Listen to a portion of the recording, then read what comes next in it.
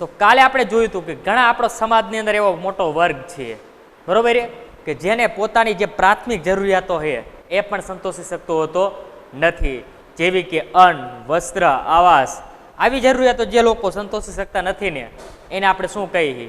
ગરીબ કહેવામાં આવે છે, બરોબર છે. અને એની સામે આપણે એક જોયું કે જે ધનિક વર્ગ છે એ પોતાની આવક કેવી છે? ઊંચી છે, પછી પોતાનું જીવન ધોરણ પણ કેવું હશે? ઊંચું હોય છે. જેની સામે બરોબર કે ગરીબ વર્ગ છે એને પોતાનું જીવન જરૂરિયાત ચલાવવા માટે પ્રાથમિક જરૂરિયાતો પણ મેળવી શકતો નથી, બરોબર.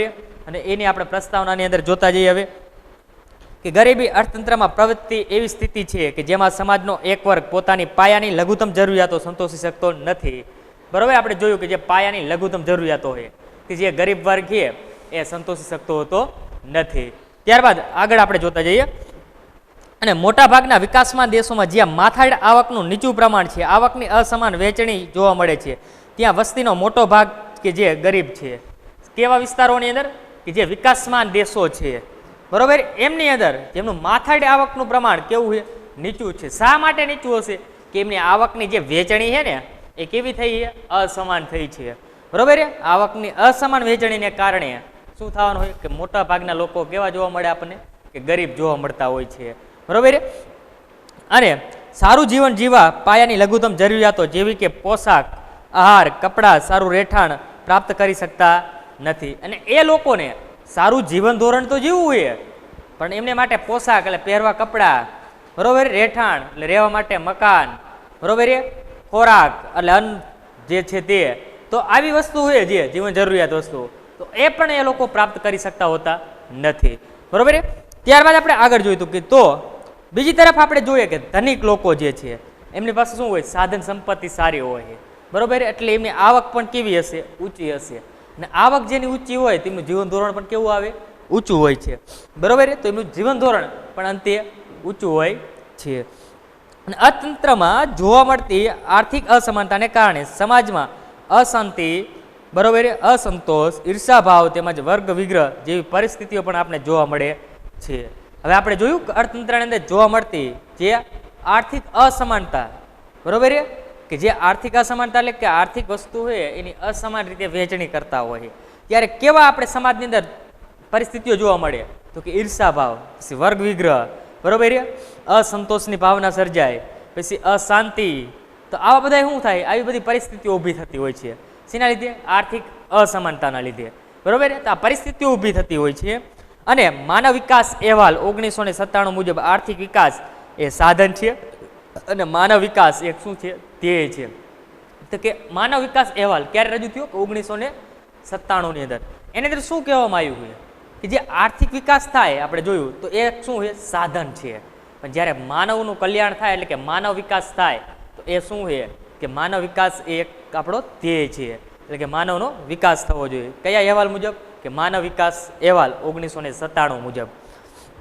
ત્યારબાદ આગળ એક જોઈએ આપણે કે આથી આર્થિક વિકાસ સાથે ગરીબમાં પણ ઝડપી ઘટાડો થાય તે અપેક્ષિત છે. જ્યાં સુધી સમાજમાં આવકની અસમાનતા અને ગરીબીમાં ઘટાડો ન થાય ત્યાં સુધી આર્થિક વિકાસ સાચા અર્થમાં વિકાસની કહી શકાય નહીં. હવે આપણે બીજા મુદ્દો જોઈએ કે આપણે જોયું કે આર્થિક વિકાસ આપણા દેશની અંદર થયો છે, પણ ક્યારે થયો ગણાય? કે જ્યાં સુધી ગરીબોની અંદર ઘટાડો ના આવે, બરોબર, ત્યાં સુધી સાચા અર્થની અંદર આપણે કહીએ ને તો એમનો આર્થિક વિકાસ થયો નથી, બરોબર. જે દિવસે ગરીબોની અંદર ઘટાડો આવશે ને તે દિવસથી આપણે નક્કી કરી શકીએ કે આપણા દેશની અંદર આર્થિક વિકાસ થયો છે, બરોબર. એટલે આપણો દેશ નહીં પણ કોઈ પણ દેશનું આપણે ચર્ચા કરીએ તો એ દેશની અંદર જે લોકોની ગરીબીની પરિસ્થિતિ હોય છે ત્યાં આર્થિક વિકાસ થતો હોતો જ નથી, બરોબર. આર્થિક વિકાસ થાય તો શું થાય? લોકોનું જીવન ધોરણ સુધરે છે, બરોબર. અને લોકોનું જીવન ધોરણ સુધરે તો શું થાય? તો એ ગરીબીઓમાંથી નાબૂદ થતા હોય છે, બરોબર.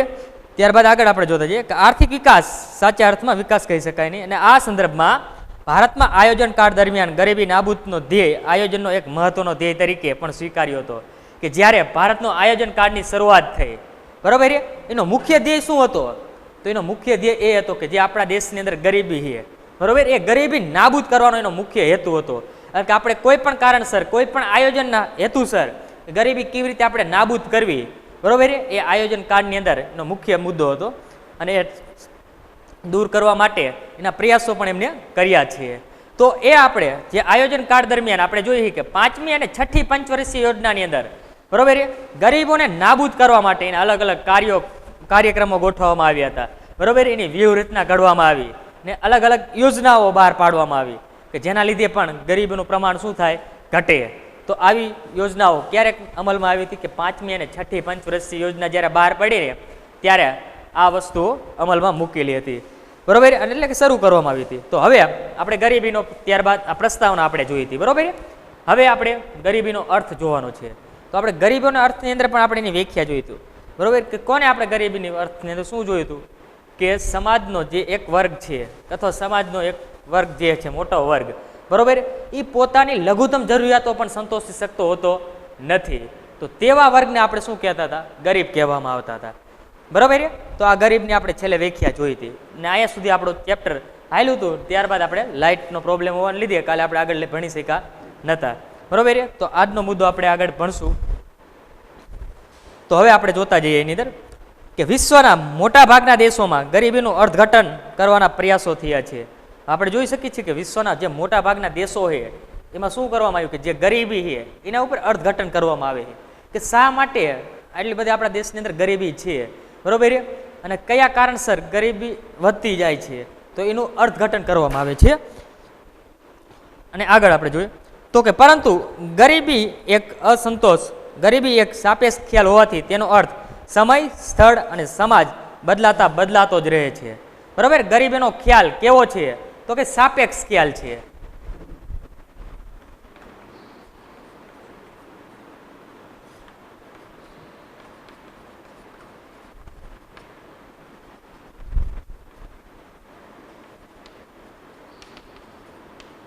કેવો છે ગરીબીનો ખ્યાલ, સાપેક્ષ છે. આપણે ગમે ત્યારે એક વાક્યની અંદર પૂછાય તો આપણે ખાસ ખ્યાલ હોવો જોઈએ કે ગરીબીનો ખ્યાલ કેવો છે તો કે સાપેક્ષ. હવે શું થાય છે એની અંદર કે સમય, સ્થળ બરોબર જેમ જેમ જાય તો એમ શું થાય ગરીબોમાં અંદર પરિણામ બદલાવ આવતા હોય છે. અને ગરીબી માટેના મોટા ભાગના અર્થઘટનોમાં સમાજનો એક સરેરાશ જીવન સ્તર ધ્યાનમાં લે અને સમાજમાં પ્રવર્તમાન અસમાનતાઓને દર્શાવવામાં આવ્યા છે બરોબર. હવે આનું અર્થઘટન કરવામાં આવ્યું કે ગરીબો શા માટે છે તો એની અર્થઘટનની અંદર પણ કયો મુદ્દો આવ્યો કે એની અસમાનતા આપને જોવા મળી બરોબર. લોકોની અસમાનતાને કારણે જ બરોબર અથવા અસમાન વહેંચણીને કારણે જ દેશની અંદર શું જોવા મળે છે, ગરીબી જોવા મળે છે બરોબર, કે સમાજના પ્રવર્તમાન અસમાનતાઓને દર્શાવવામાં આવે છે. અને તેથી જ વિકસિત અને વિકાસશીલ દેશોમાં ગરીબી નક્કી કરવાના ધોરણો તફાવત જોવા મળ્યો છે. અને એવી જ રીતે આપણે જોયું કે વિકસિત દેશો હોય કે વિકાસશીલ દેશો હોય બરોબર, એ ગરીબો આપણે જોવા માટેનો પણ તફાવત આપણે અલગ અલગ હોય છે. તો એના પરથી આપણે જોઈ શકીએ છીએ કે ગરીબોનું અર્થઘટન આપણે કેટલા ભાગોની અંદર કરવામાં આવે છે. તો ગરીબોનું અર્થઘટન 2 ભાગની અંદર કરવામાં આવે છે બરોબર. તો એ આપણે હવે જોઈશું આપણે કે ગરીબોનું અર્થઘટન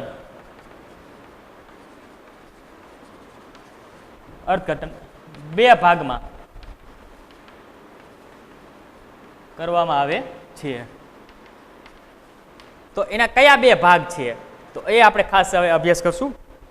તો પહેલો ભાગ આપણે આવે બરોબર કે આવક ગરીબ અને બીજો એનો ભાગ આવશે બિન આવક ગરીબ બરોબર. બંને રીતે કઈ રીતના ગરીબ છે તો તેના વિશે આપણે અભ્યાસ કરવાનો રહેશે. તો પહેલો જ મુદ્દો આપણે આવે આવક ગરીબ ને બીજો મુદ્દો આપણો આવશે બિન આવક ગરીબ. તો આવકનું આપણે અર્થઘટન 2 ભાગની અંદર કરવામાં આવે છે. તેના 2 નામ છે આવક ગરીબ અને બિન આવક ગરીબ બરોબર. ત્યારબાદ હવે આપણે આગળનો પેરેગ્રાફ જોઈએ કે ગરીબોના આવક અભિગમ મુજબ એટલે આપણે પહેલો જ મુદ્દો કે આવક ગરીબ બરોબર તેના અભિગમ મુજબ આપણે જોવાનું રહેશે કે ગરીબોના આવક અભિગમ મુજબ જીવન જરૂરી ચીજ વસ્તુઓ સેવાઓ ખરીદવા માટે નક્કી કરવામાં આવેલ આવક કે ખર્ચની લઘુત્તમ સપાટી એટલે ગરીબી રેખા કહેવામાં આવે છે બરોબર. તો આપણે ગરીબી રેખાનો આપણે અર્થ પૂછાતો હોય છે ઘણી વખત, તો એ પણ વ્યાખ્યા આપણે યાદ હોવી જોઈએ બરોબર. તો આપણે એનો પણ એક માર્કની અંદર પ્રશ્ન પૂછાય તો આપણે ખ્યાલ હોવો જોઈએ કે ગરીબી રેખા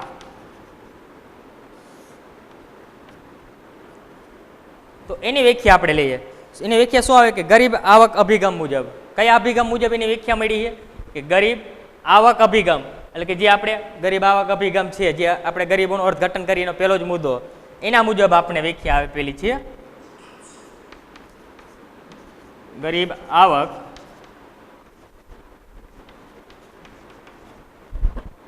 અભિગમ મુજબ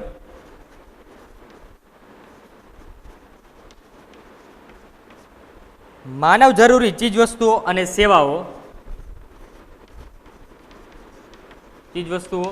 અને સેવાઓ ખરીદવા માટે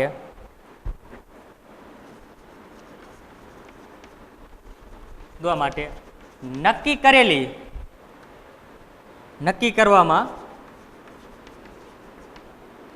આવેલ આવક કે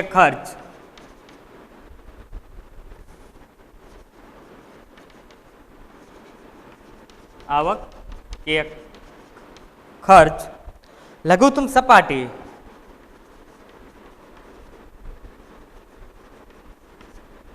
એટલે ગરીબી રેખા.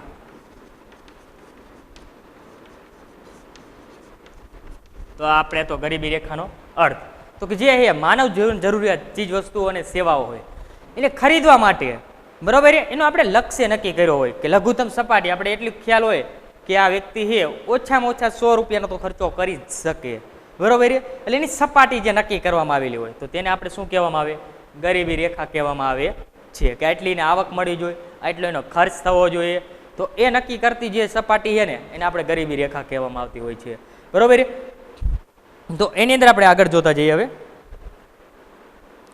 ત્યારબાદ ગરીબી રેખા દ્વારા નક્કી થયેલ આવક કે ખર્ચની લઘુત્તમ સપાટીથી ઓછી આવક ધરાવનાર કે ખર્ચ કરનાર વર્ગ ગરીબ કહેવાય છે.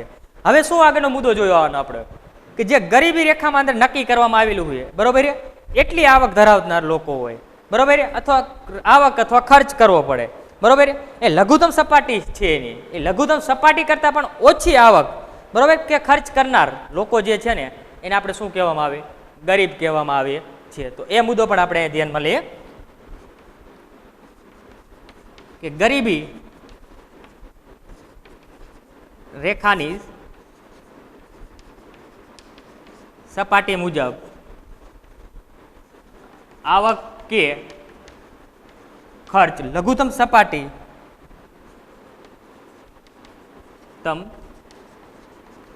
સપાટી કરતા ઓછી હોય બરોબર કે ગરીબી રેખાની સપાટી મુજબ આપણે જોઈએ તો કે આવક અને ખર્ચ જેની લઘુત્તમ સપાટી હતી તેના કરતાં પણ ઓછી હોય તો તેવા વર્ગને આપણે શું કહેવામાં આવે છે ગરીબ કહેવામાં આવે છે. તો આપણે ગરીબીનો અર્થ પૂછાય તો એની અંદર આ અર્થ પણ તમે લખી શકો છો બરોબર. તો ખાસ શું એની અંદર તમારે ધ્યાનમાં લેવાનું કે ગરીબી રેખાની અંદર જે લઘુત્તમ સપાટી નક્કી કરેલી હોય કે આટલો એને ખર્ચ કરવાનો આટલી એને આવક કરવાની એ લઘુત્તમ સપાટી કરતાં પણ ઓછો ખર્ચ કે આવક હોય બરોબર તો તેવા વર્ગ જે છે ને તેને આપણે શું કહેવામાં આવે તો કે ગરીબ કહેવામાં આવે છે બરોબર. ત્યારબાદ હવે આપણે આગળ જોઈએ. અને આમ આ અર્થઘટનમાં અનુસાર ગરીબી એક અભાવની સ્થિતિ છે અને ભારતમાં ગરીબી રેખા માટે જરૂરી ચોક્કસ ન્યૂનતમ કેલરી પ્રાપ્ત કરવા જરૂરી ખોરાક પાછળ થતા લઘુત્તમ વપરાશી ખર્ચને પણ ધ્યાનમાં લેવાય છે. હવે જોયું કે આની અંદર આપણે ખોરાકમાંથી આપણે કેટલી કેલેરી મળે છે બરોબર ની કેલેરી આપણે મેળવવા માટે અથવા કેટલો ખોરાક લેવો પડે છે એનું પણ નક્કી કરવામાં આવેલું કે લઘુત્તમ સપાટી કે આટલા જ હવે આ વ્યક્તિ છે તો આ ભાઈને આટલા કેલરી ખોરાક મળવો જોઈએ દિવસ દરમિયાન જો એટલા કેલરી એને ખોરાક ન મળતો હોય તો એ શું કહેવામાં આવે એને ગરીબ કહેવામાં આવે છે. તો આવું પણ એની અંદર નક્કી કરવામાં આવ્યું હતું કેલરીને આધારે તે પણ બરોબર. ત્યારબાદ પરંતુ આ પદ્ધતિથી નક્કી થતી ગરીબી રેખાની મર્યાદા છે કે ફક્ત અપૂરતા ખોરાકની કે ભૂખમરાની સ્થિતિ દર્શાવે છે અને એના પરથી એવું નક્કી થયું બરોબર કે એ પૂરતો એમને વસ્તુ ખોરાક નથી મળતો તો જેના લીધે આપણે કેવી સ્થિતિ સર્જાતી હતી કે ભૂખમરાની સ્થિતિ સર્જાતી હોય છે કે જેને આપણે નક્કી કર્યું કે 2100 કેલરી આપણે ગ્રામ્ય વિસ્તારની અંદર હોય તેમને મળવું જોઈએ અથવા 2400 કેલરી જેવું મળવું જોઈએ બરોબર અને એટલો ખોરાક એમને ના મળતો હોય તો પણ એને શું કહેતા હતા આપણે ગરીબ કહેતા હતા અને જેના લીધે કેવી સ્થિતિ સર્જાય કે ભૂખમરાની સ્થિતિ સર્જાતી હોય છે. અને ગરીબી ફક્ત રહેઠાણ શિક્ષણ આરોગ્ય સ્વચ્છતા પીવાનું સ્વચ્છ પાણી વગેરે પાયાની સગવડોનો પણ સમાવેશ થાય છે. હવે જોયું કે આપણે ગરીબોની અંદર શેનો સમાવેશ થાય કઈ કઈ વસ્તુઓ આપણે આવતી હોય છે કે એવી વસ્તુ એ લોકો પાસે ના હોય તેને ગરીબ કહેવાય. તો એક તો પેલું આપણે કપડાં હોય બરોબર રહેઠાણ એટલે રહેવા માટેનું મકાન હોય ત્યારબાદ શિક્ષણ કે જે આપણે મેળવી છે તે બરોબર ત્યારબાદ આરોગ્યની સેવાઓ દવાખાનાની એની અને ત્યારબાદ સ્વચ્છતા એટલે કે આપણી સ્વચ્છતા જે છે ઘર આજુબાજુમાં હોવી જોઈએ, બરાબર. એટલે કે સ્વચ્છતા આપણી હોવી જોઈએ પહેલાં તો. પછી પીવાનું સ્વચ્છ પાણી, બરાબર, એ વગેરે પાયાની સગવડોનો સમાવેશ પણ આપણે કરવામાં આવ્યો છે. અને તેથી જ ગરીબીની આધુનિક અભિગમ તરીકે બિન આવક ગરીબીનો ખ્યાલ વધુ મહત્વનો બન્યો છે. અને એના આધારે જ બિન આવક ગરીબીનો જે ખ્યાલ છે એ વધારે મહત્વનો બન્યો છે, બરાબર. તો આપણે અત્યારે જોયું કયો મુદ્દો કે આવક ગરીબ. આવક ગરીબની અંદર આપણે શું જાણવા મળ્યું? ગરીબી રેખા, બરાબર. કે ગરીબી રેખા કોને કહેવાય તો એનો પણ આપણે ખ્યાલ આવવો જોઈએ. તો ગરીબી રેખા કોને કહેવાય? કે જે લઘુત્તમ સપાટી જે નક્કી કરવામાં આવેલી છે, બરાબર. એ લઘુત્તમ સપાટી આવક કે ખર્ચ જે લોકો કરી શકે છે, બરાબર, તેને આપણે શું કહેવાય? ગરીબી રેખા કહે છે. અને ગરીબી રેખા મુજબ જે આવક અને ખર્ચ નક્કી કર્યો હોય એ લઘુત્તમ સપાટી કરતાં પણ, બરાબર, ઓછો આવક કે ખર્ચ થાય તો એ આપણે એ વર્ગને શું કહેવામાં આવે? ગરીબ કહેવામાં આવે છે, બરાબર. એની અંદર કેવા કેવા મુદ્દા આપણે સમાવેશ કરવામાં આવેલો છે, બરાબર. એની અંદર કેલરીના આધારે પણ આપણે ગરીબોની વ્યાખ્યા આપણે જોઈએ કે એમને દિવસ દરમિયાન કેલરી ખોરાક મળતો હોય, બરાબર, જે નક્કી કર્યો હોય તો એ લોકો ગરીબ નથી. પણ એના કરતાં ઓછો કેલરી ખોરાક મળે તો પણ એને આપણે શું કહીએ? ગરીબ કહેવામાં આવે છે. જેના લીધે ભૂખમરાની સ્થિતિ સર્જાતી હોય, બરાબર. તો આ મુદ્દા પણ આપણે જોવામાં આવ્યા હતા. એની અંદર શેનો સમાવેશ થાય છે તો એનો પણ આપણે ખ્યાલ મેળવ્યો. શેનો સમાવેશ થયો? કપડાં, અન્ન, વસ્ત્ર, આવાસ, બરાબર, શિક્ષણ, પીવાનું ચોખ્ખું પાણી, સ્વચ્છતા, તો આનો પણ આપણે સમાવેશ કરવામાં આવ્યો હતો કે જે આ બધા શેના આધારે નક્કી થયા? કે આવકને આધારે નક્કી થયેલા મુદ્દાઓ છે. હવે આપણે આગળનો મુદ્દો જોવાનો કે બિન આવક. તો એની અંદર જોતા જઈએ કે આધુનિક અર્થશાસ્ત્રીના મતે આવક ગરીબનું એક મહત્વનું પાસું છે, પરંતુ માનવ જીવનમાં એક નાના હિસ્સાનો જ ખ્યાલ આપે છે કે કાર્ય કરવાથી તથા પસંદગી માટે જે સ્વતંત્રતા પાસે ધનિકો પાસે ઉપલબ્ધ છે તે ગરીબોને ક્યારેય હોતી નથી. હવે જો આગળનો મુદ્દો ખાસ આપણે શું આની અંદર કહેવામાં આવ્યું કે જે કાર્ય કરવાની અને પસંદગી, બરાબર, એ ધનિક લોકોને હોય છે કે આ કાર્ય ધનિક લોકો જ કરે, આવું નક્કી હોય, બરાબર, કે આ કાર્ય ગરીબ લોકોથી ના થાય, આવું બધા ઘણા બધા કહેતા હોય. હવે એ વસ્તુ છે કે કોઈ પણ કાર્ય કે પસંદગી છે તે સૌ પ્રથમ પહેલાં કોને મળે? ધનિક લોકોને મળતી હોય છે. અને જ્યારે એવી પસંદગી કે કાર્ય ગરીબ લોકોને મળતી હોતી નથી, બરાબર.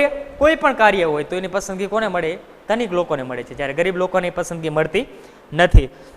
અને આ સંદર્ભમાં ગરીબનો પૂરો ખ્યાલ મેળવવા ફક્ત આવકના સંદર્ભમાં જ વંચિતતાનો વિચારો ન કરતા તે સિવાય માનવ વિકાસ માટે જરૂરી બાબતો જેવી કે જ્ઞાન, લાંબુ અને સ્વસ્થ જીવન ધોરણ, સારું જીવન ધોરણ, વ્યક્તિની સ્વતંત્રતા, તકોની ઉપલબ્ધતા અને પસંદગીઓ તથા સ્વાભિમાન સાથે ગૌરવપૂર્ણ જીવનનો પણ વિચાર થવો જોઈએ, બરાબર. ખાલી આપણે એની અંદર આવકનો જ વિચાર ના કરવો જોઈએ કે વ્યક્તિની અંદર કેવા વિચારો છે, બરાબર, વ્યક્તિની અંદર કેવું જીવન ધોરણ છે, કેવી સ્વચ્છતા છે, બરાબર, વ્યક્તિ સ્વતંત્ર છે, એને તકોની ઉપલબ્ધતા આપવી પડે, એની પાસે કેવું જ્ઞાન છે, બરાબર.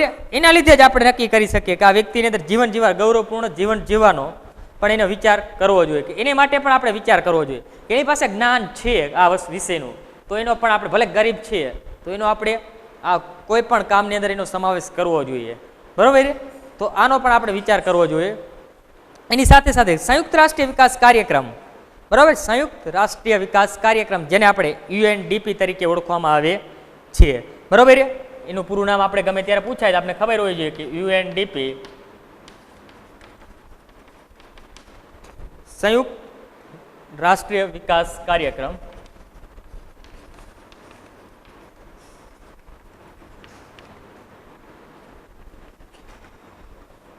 તો આ આપણે UNDP નું પૂરું નામ છે સંયુક્ત રાષ્ટ્રીય વિકાસ કાર્યક્રમ. તો આપણે જોઈ શકીએ કે સંયુક્ત રાષ્ટ્રીય વિકાસ કાર્યક્રમ જે છે જે માનવ વિકાસ અહેવાલ, બરાબર, માનવ વિકાસ અહેવાલમાં માનવ વિકાસ આંક અને માનવ ગરીબી આંક, બરાબર, આ મુખ્ય બાબતો એમાં 3 બાબતોનો સમાવેશ થયેલો છે. કયા કયા? તો એ 3 બાબતો આપણે આગળ ભણીને આવ્યા કે માનવ વિકાસ આંક તમે ભણીને આવ્યા એની અંદર કઈ 3 બાબતો હતી? એ જ 3 બાબતો માનવ ગરીબ આંકની અંદર પણ સમાવેશ કરવામાં આવેલો છે, બરાબર, કે જ્ઞાન, આરોગ્ય, સારું જીવન ધોરણ, બરાબર. આ 3 બાબતોનો આપણે કેમાં કે માનવ ગરીબ આંકની અંદર પણ સમાવેશ કરવામાં આવેલો છે, બરાબર. UNDP નું પૂરું નામ તો હવે આપણે ખ્યાલ હોવો જોઈએ કે સંયુક્ત રાષ્ટ્રીય વિકાસ કાર્યક્રમ, બરાબર. તો આ મુદ્દો આપણે તમને લખાઈ દઈએ. માનવ ગરીબ આંકમાં 3 બાબતોનો સમાવેશ થાય છે. કે જે આપણે આગળ ભણીને આવ્યા છીએ. તો પહેલું આપણે જ્ઞાન, બીજો આપણે આ કીનો જોવાનો, તો બીજો કયો આપણે જોઈએ તો કે આરોગ્ય, અને ત્રીજો આવશે સારું જીવન ધોરણ. તો આ ત્રણ આપણે માનવ ગરીબ આંકની અંદર આ ત્રણ બાબતોનો સમાવેશ કરવામાં આવેલો છે. કે જ્ઞાન એટલે કે આપણું જે શિક્ષણ છે તે, આરોગ્ય બરોબર છે કે આપણે આરોગ્ય એટલે કે જે આપણું જીવન છે બરોબર છે, દવાખાનાની સુવિધા છે બરોબર છે, તો એ આપણે આરોગ્યને આધારે નક્કી થાય. અને સારું જીવન ધોરણ એ આપણે શેના આધારે નક્કી થાય? આવકને આધારે નક્કી થાય. કે જે આપણે આગળ જોયો તો HDI માનવ વિકાસ આંક, કે એની અંદર આ વસ્તુ આપણે ભણીને આવ્યા છીએ બરોબર. હવે આ ત્રણ ઘટકોનો સમાવેશ થાય, જેમાં જ્ઞાન માટે સાક્ષરતા દર અને નોંધણી દર, આરોગ્ય માટે જન્મ સમય અપેક્ષિત આયુષ્ય, અને સારા જીવન ધોરણ માટે માથાદીઠ કુલ ગૃહ ઉત્પાદનનો સમાવેશ કરવામાં આવેલો છે બરોબર. કે જેવી રીતે આપણે કીધું જ્ઞાન એટલે કે સાક્ષરતા દર એટલે કે શિક્ષણનું પ્રમાણ નક્કી થાય બરોબર. આરોગ્ય એટલે તમારું અપેક્ષિત આયુષ્ય કેવું છે બરોબર, તો એના આધારે નક્કી થાય. તો ને છેલ્લે આપણે સારું જીવન ધોરણ એ તમારી વસ્તુના ઉત્પાદનના આધારે તમે જે આવક મેળવો એના આધારે નક્કી થાય કે તમારું જીવન ધોરણ કેવું છે બરોબર. તો એ સારું જીવન ધોરણ આપણે એની અંદર સમાવેશ કરવામાં આવતો હોય છે. તો હવે આપણે આગળનો બીજો પ્રશ્ન આજે આપણે ભણશું કે જે આપણે પરીક્ષાની અંદર 3 ગુણની અંદર જે પૂછાય છે બરોબર, તો એના વિશે આપણે અભ્યાસ કરશું. હવે તો એ પ્રશ્ન આપણો છે ગરીબોનું સ્વરૂપ.